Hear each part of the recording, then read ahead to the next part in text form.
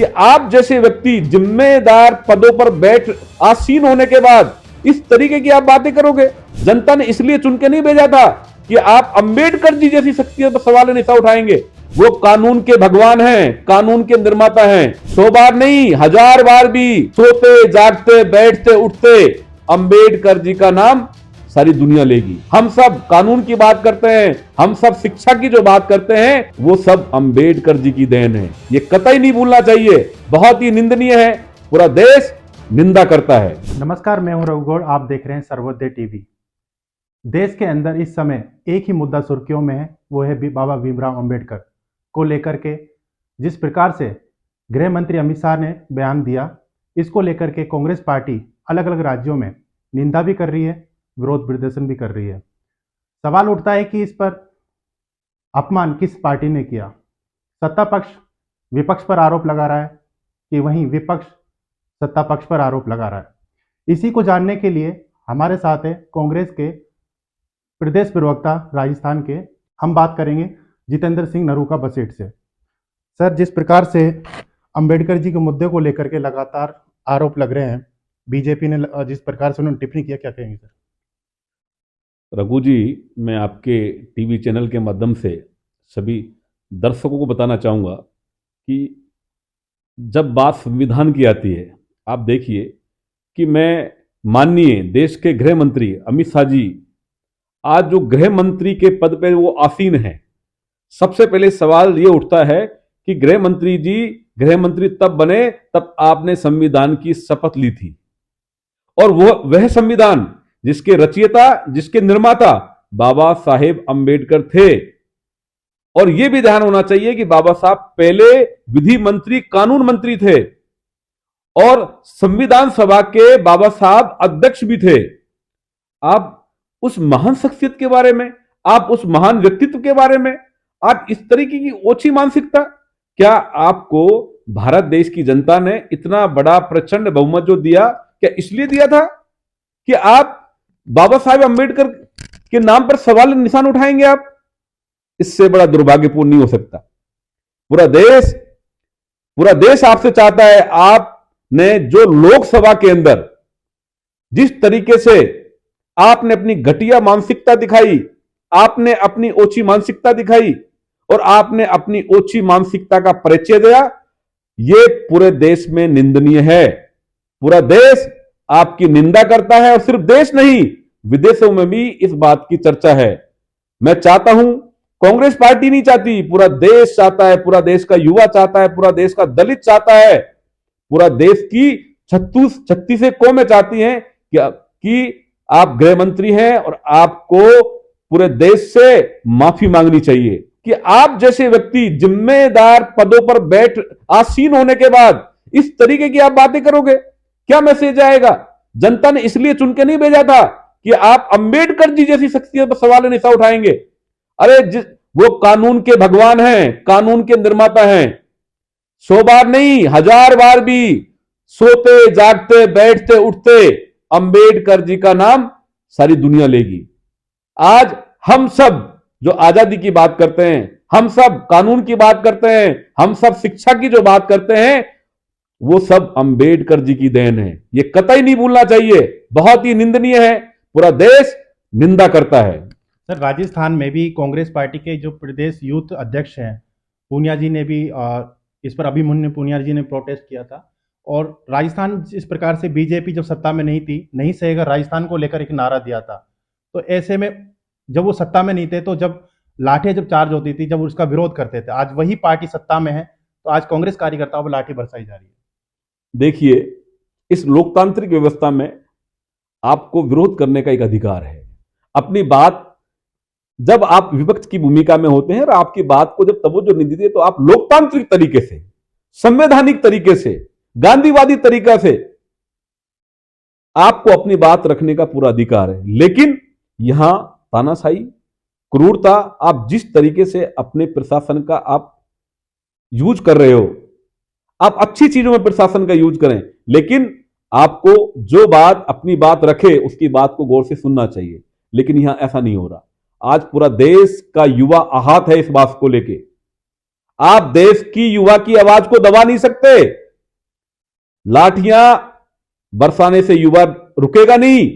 हमारे हमारे देश के युवा क्रांतिकारी नेता हुए थे भगत सिंह, चंद्रशेखर आजाद, जिन्होंने जीते जी फांसी का फंदा चूमा था इस देश की खातिर।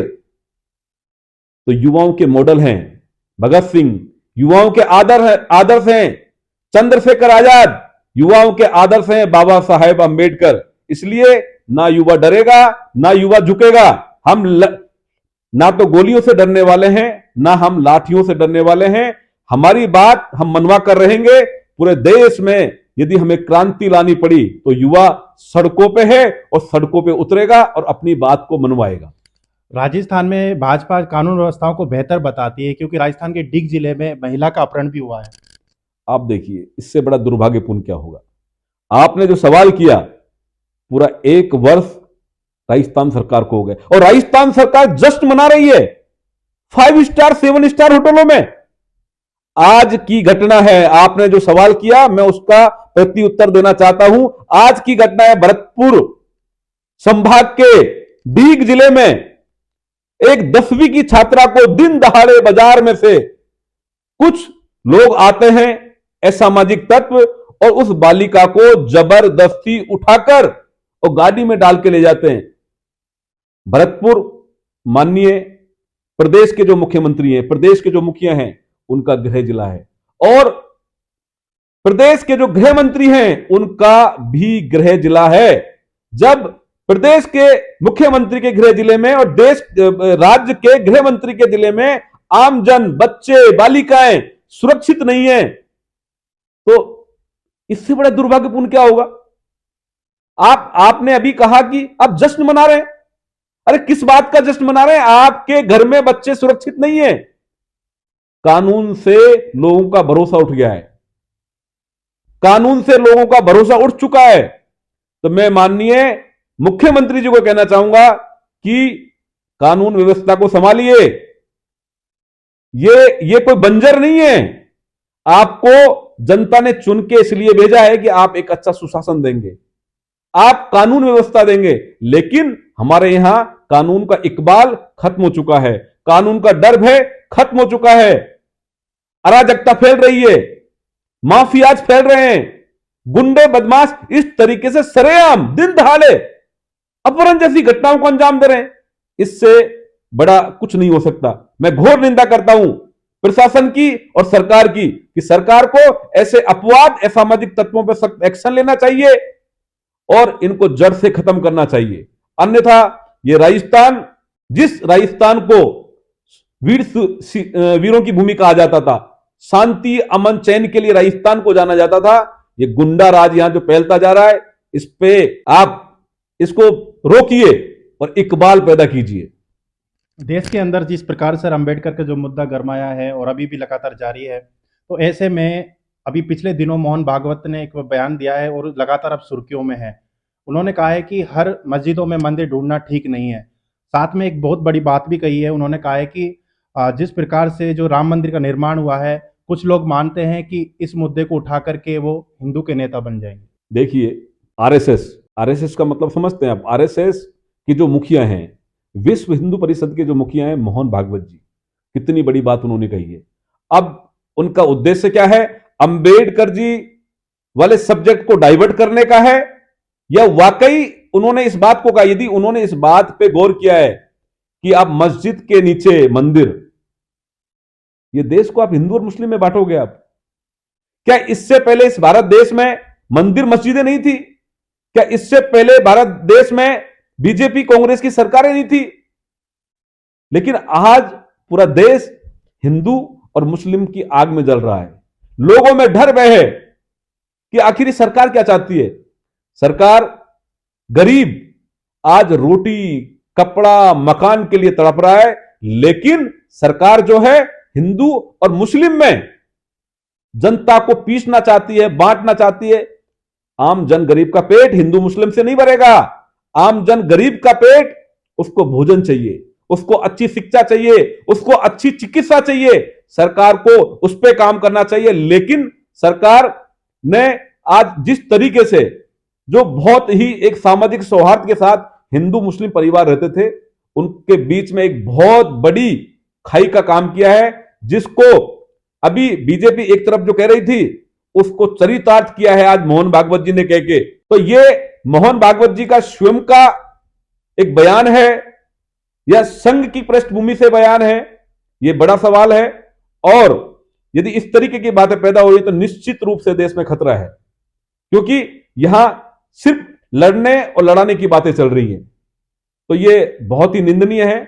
मोहन भागवत जी ने इस बात को कहा है तो निश्चित रूप से बीजेपी को इस पर सोचना चाहिए, बीजेपी को इस बात पे अमल करना चाहिए कि आखिर देश में हो क्या रहा है, देश चल कहां रहा है। मैं एक बात और कहना चाहूंगा रघु जी, आप देखिए अम्बेडकर जी, कल मुझे पता अहमदाबाद में, गुजरात के अहमदाबाद में माननीय बाबा साहब अम्बेडकर जी की स्टेचू लगी हुई थी, उनकी नाक को तोड़ दिया गया। देश के जो प्रधानमंत्री हैं वो गुजरात से संबंध रखते हैं, गुजरात उनका प्रदेश है, और गुजरात के अहमदाबाद में बाबा साहब की अम्बेडकर की मूर्ति के साथ जिस तरीके से छेड़खानी की है, मुझे माजरा समझ में नहीं आ रहा। आखिर ये भूख किसकी आ रही है, आखिर ये साजिश किसकी है। आप नाक तोड़ सकते हैं, आप उनकी स्टेचू के साथ छेड़खानी कर सकते हैं, लेकिन ध्यान रहे संविधान की जो एक एक लाइनें जो लिखी है ना, उनको आप मिटा नहीं सकते। बाबा साहब लाखों करोड़ों अरबों लोगों के दिल में बसे हैं, उनको आप निकाल नहीं सकते। आप कर सकते हैं क्योंकि आपकी सत्ता है, आपकी सरकार है, आप इस तरीके से कर, लेकिन जनता आपको देख रही है, जनता आपको जवाब देगी। आज भी पूरा देश का युवा सड़कों पे है, आपकी निंदा करता है, पूरे दुनिया में आपकी निंदा हो रही है कि आपकी घटिया मानसिकता जिस तरीके से आप दिखा रहे हो, उन लोगों के लिए, उन महान विभूतियों के लिए जिन्होंने देश को खड़ा किया, कानून बनाने का काम किया, उनके साथ आप इस तरीके की बातें कर रहे हैं, बहुत निंदनीय है। यह है कांग्रेस के राजस्थान के प्रदेश प्रवक्ता, जो कि काफ़ी चर्चाओं में भी रहते हैं। जिस प्रकार से हमने बात करी अंबेडकर मुद्दों को लेकर के, राजस्थान में सुरक्षा कानून व्यवस्थाओं को लेकर, इनका कहना है कि राजस्थान ही नहीं, देश के समस्त राज्यों के अंदर इस समय रोटी रोजी कपड़ा और मकान महत्वपूर्ण है। तो ऐसे में बीजेपी धर्म के आधार पर बांटने का काम कर रही है। कैमरामैन मुकुट अजनोटी के साथ रघु गौड़, सर्वोदय टीवी, जयपुर।